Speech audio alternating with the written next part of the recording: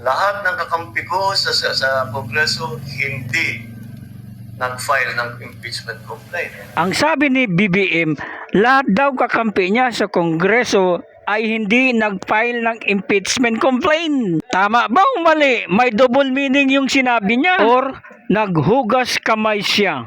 Hindi uusad ang impeachment kung walang kumpas ng presidente. Ganito ang sinabi ni President Duterte. Sir, may nagsampa na po ng impeachment complaint against Vice President Leni Robredo. I won't allow.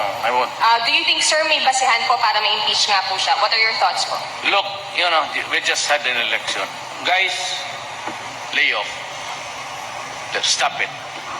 Ang sabi ni PRRD, guys, lay off and stop the impeachment. Then tapos, isang salita niya lang sinusunod ang lahat. Ganito ang tunay na leader katulad ni PRRD. Tama nga naman siya. Ang nag-file ng impeachment ay hindi niya kakampi, pero ang mga pumirma ay mga kakampi niya. Nangunguna sa pagpirma ay si Sandro Marcos na anak ni BBM. Si BBM naghanap ng palusot. So ito lahat ng mga pumirma dito.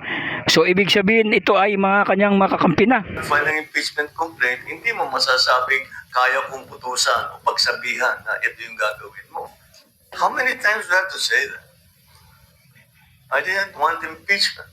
Kaya kong putusan o pagsabihan na ito yung gagawin mo. How many times do I have to say that? I didn't want impeachment.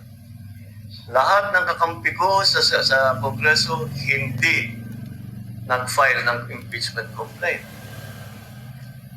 Yung mga nag-file ng impeachment complaint, hindi mo masasabing kaya kong utusan o pagsabihan na ito yung gagawin mo.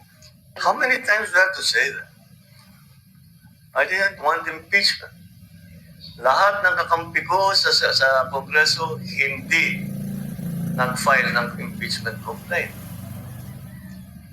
Yung mga nag-file ng impeachment complaint, hindi mo masasabing kaya kong utusan o pagsabihan na ito yung gagawin mo.